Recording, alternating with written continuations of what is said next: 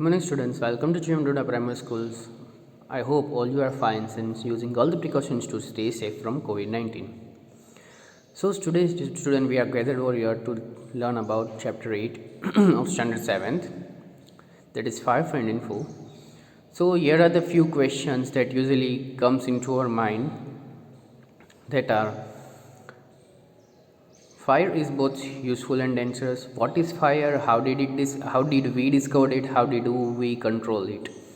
So here are the few things that we have in our mind from childhood, that how did we discover water, that it is useful for drink? How did we know that is apple safe for eating or not, etc., etc. Many such typical questions, like how we invented air, how we invented oxygen, how we discovered oxygen. Sorry, invented is not a perfect word. How we discovered oxygen, how we discovered nitrogen, how we discovered trees are useful to human beings, etc., etc. How we made tires, etc.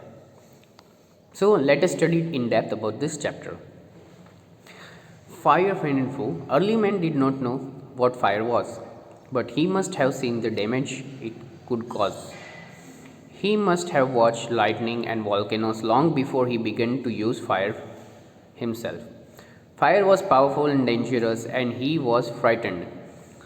So, in before world, like there was, when there was no educations and nothing like, and like everyone was roaming without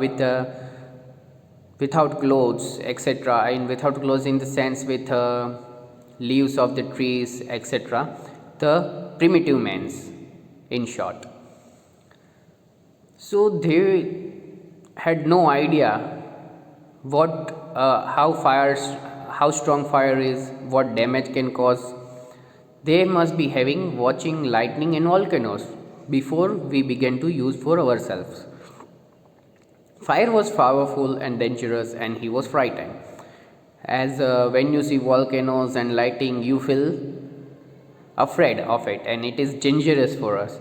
So the primitive man was very frightened with fire and lightning. Fire may have puzzled early mans, but we know that fire is a result of chemical reaction.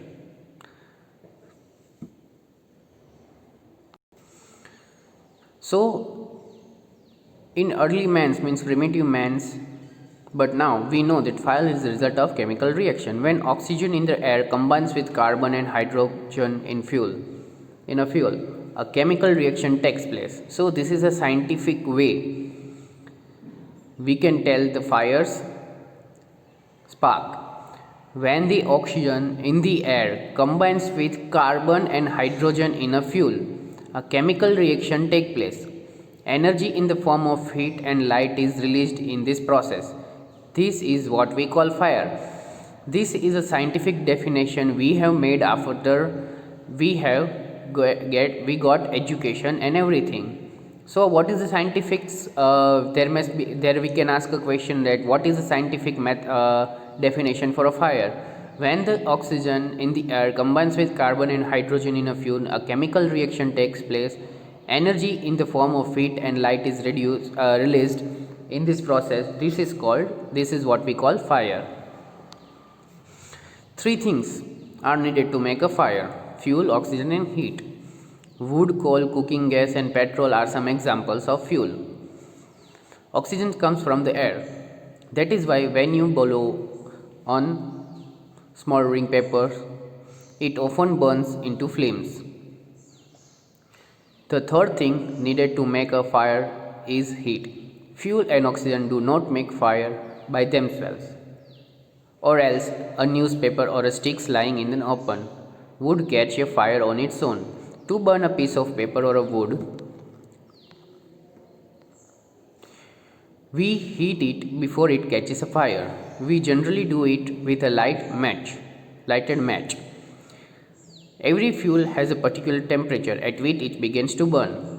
This temperature is called a flash point, or kindling temperature of a fuel. So here they are trying to tell that when we mix oxygen and There we need three things: fuel, oxygen, heat. Combinedly makes a fire. Just an oxygen and a fuel cannot turn into fire. So the third thing we need is a heat to catch a fire. When we burn something, before that we heat it, and after that it catches a fire. We generally do with a lighting match, lighted match. When we just take a matchbox and light a stick to heat a thing that we want to burn. So particular we need three things to burn a fire: fuel, oxygen and a heat. Without any missing things we can't burn a fire. The temperature at which fire burns is called a flash point. It is something said that a fire is a good servant but a bad master. So here the two things you can see, that a good servant and a bad master. So the thing is that when we use in a limited source or with a limited things, it is a good servant or it is a good thing for us. But when it gets very big, it is a big master. It only means that fire is very useful as long as it is kept in control. So in short, if we keep a fire in our control, that will be helpful for us and will be termed as a good servant. But if we misuse it, it will be a bad master. For instance, we use it to cook our food, warm our homes in winter and generate electricity. But on the other end, if fire gets out of control, it can be very dangerous. Each year thousands of houses and shops are damaged by fire. Vast area of forest are also destroyed and hundreds of people are killed or injured.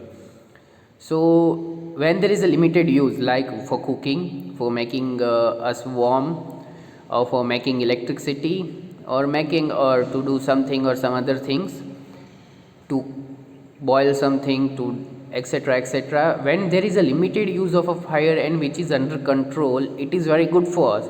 But once it goes out of the control, it is very dangerous. Many thousands of homes and other things are destroyed due to it, and many people are killed in that incident. Just as three things are needed to start a fire, there are three main ways in which fire can be put out. In each one of these three things needed for burning it taken away. So we need three things to start a fire, the main way in which fire can be put out. So we will be studying these three. For example, we can take away the fuel. If the fire has no fuel to feed on and no burning can be take place, we often let fire dies out simply by not adding more fuel to do it. So beforehand, we know that there are three things we need to burn a fire. That is heat, oxygen and fuel. If we do not give enough fuel, for an example, when you burn a diya for a god, so you put limited amount of ghee or oil to burn the fire. Or for example, a candle, till the wax won't melt, it will light. As the wax is melted, it will just vanish. So it is a fuel to it. Wax is one type of fuel to a light. So here in a chapter we know that fuel, if we give limited amount of fuel or we stop fueling to the fire, it will stop burning. The second way of putting out a fire is to prevent oxygen from reaching it. No supply of oxygen means no fire. Small fire can be put out or smoothed with a damp blanket or a snack. This stops oxygen reaching the burning material. Sometimes carbon dioxide is used to extinguish fire. It does not allow oxygen to reach the burning material. So sometimes you have seen maybe in a movie or somewhere, when a person is burning, the people put blanket on them. Why? To stop oxygen to reach to that person, so the fire gets stopped. So if we do not allow oxygen to reach the fire or a material which is burning, it will stop burning, because oxygen is very important. Without these three things, the three things again I am repeating, that is heat, oxygen and fuel. Without these three things a fire cannot burn. Sometimes we use carbon dioxide is used to extinguish fire. So the second thing is to stop oxygen to by reaching to its burning material. We have to stop the oxygens before, so it won't be able to reach the material. The third way of putting out a fire is to remove the heat. If the temperatures can be brought down below the flashlight, the fuel stops burning.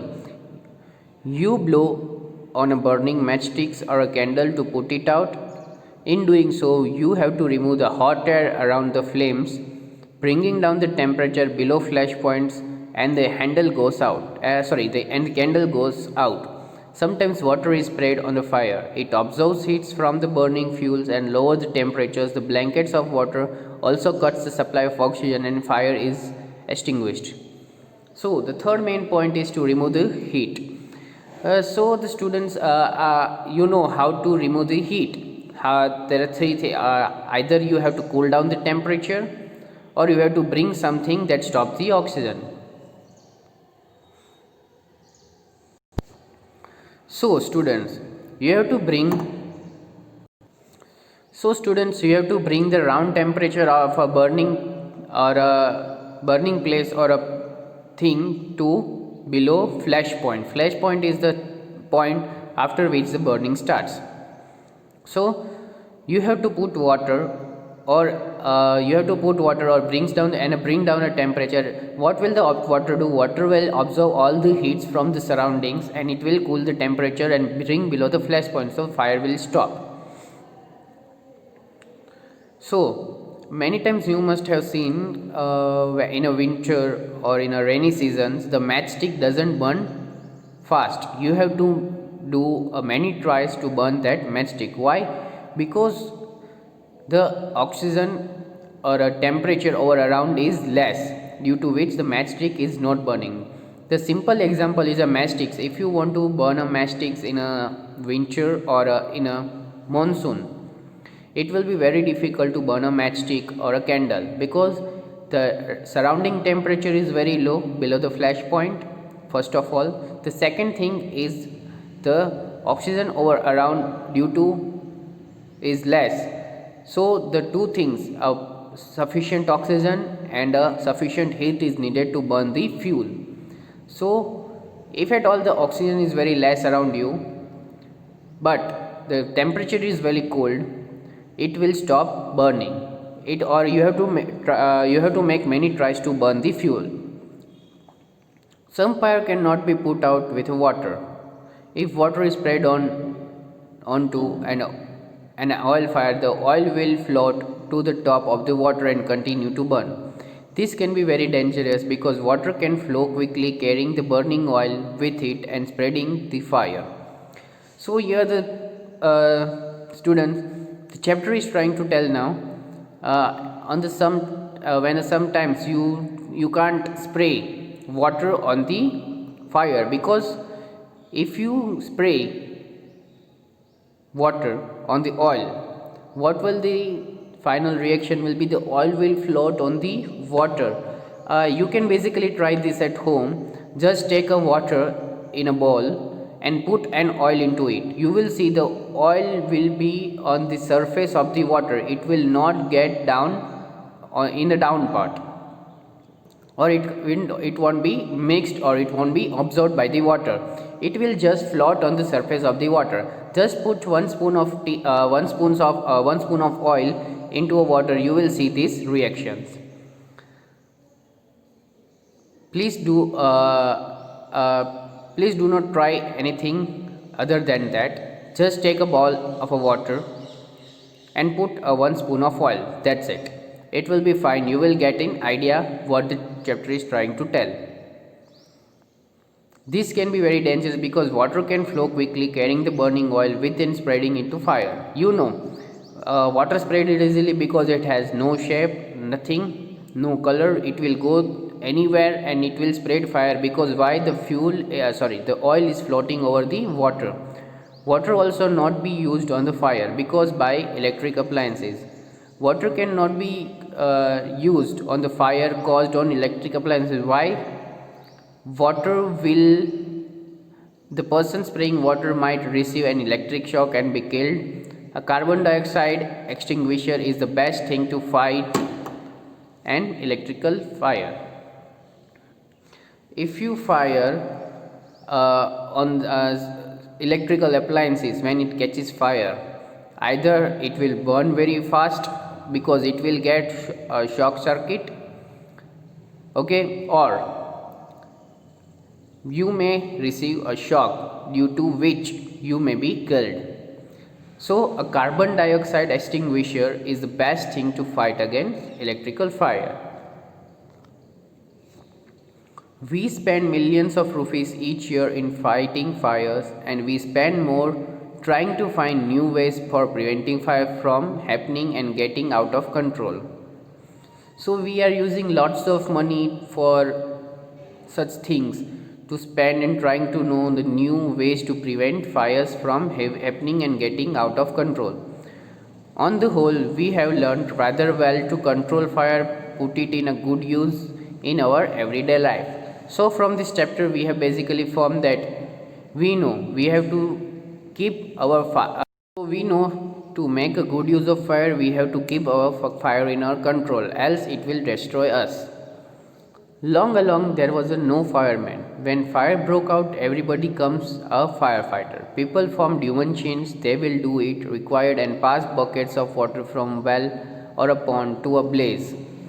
Now, there are the laws about building construction which ensures that the space is left between building to reduce the fire risk.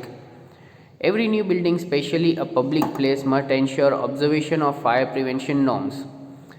Bands of firefighting workers with special equipment known as a fire brigade are there to put out fire. Firefighters are highly trained people. They possess many skills. They cut off electricity supply, knock down dangerous wall, spray water and other materials to bring fire under control. They also try in first aid so that they can help people suffering from burns or from the effect of smoke. So, a long time ago, when there was less education and less facilities and less technology, people used to form a human chains like this. You can see over here. From a pond to somewhere, they will pass bucket and everything from one to another and they will extinguish fire, as all will become a firefighter over there. But nowadays we have many rules, regulations, laws against buildings, constructions, public places to prevent fires and to be safety is placed and to keep things that will prevent fire or precautions to stay safe from a fire. We have sensors over here that if something burns, the sensor will alarm you that there is a fire in your room. And the other thing that there are now trained fire brigades workers who have been trained to fight against fire. The firefighters are highly trained. They are given education of just same thing to fight against fire. They will cut off the electric supply, knock down the dangerous walls, spray other water and other materials to bring under control. They even give first aids to the burnt peoples to help them to cure them fast and to delay to bring down the effect of the smoke that they have got into their lungs. The discovery of fire and its uses helped early men to cope up with the nature better and gradually adopted a settled mode of life. Fire is still worshipped in many parts of the world. Fire is indeed a friend, but as we know, it can be dangerous enemy once it gets out of control. So here's the students. In the early time, fire had helped us to cope up with the nature betterly. So here in today's time, we know if we just eat plant, or we say spinach, especially we use in our daily routine, spinach, vegetables and etc. Okay, coriander. So without cooking, how will be tasted, you may try. So to cook them and to make it better for edible things for a human to eat. Okay, so fire is very helpful for us in day to day routine to cook our food, to bring electricities, etc., etc. In many parts of the world, fire has been worshipped. Worship means they have been treated like a god to every human being, and in many parts of the world they have been worshipped. Fire is indeed a friend, but when it is in limited use, it is a friend, else it will be dangerous as enemy once it gets out of control. So fire is helping in each and every stage of our life for making food and etc., etc. So but we should bring to our knowledge that it can be dangerous when it gets out of control, so we should try to keep it in our limits, or to the limit that we can handle the fire. So thank you student, I hope you all understood the chapter over here. If any doubts, will be resolving at school reopens. Thank you students, have a nice day.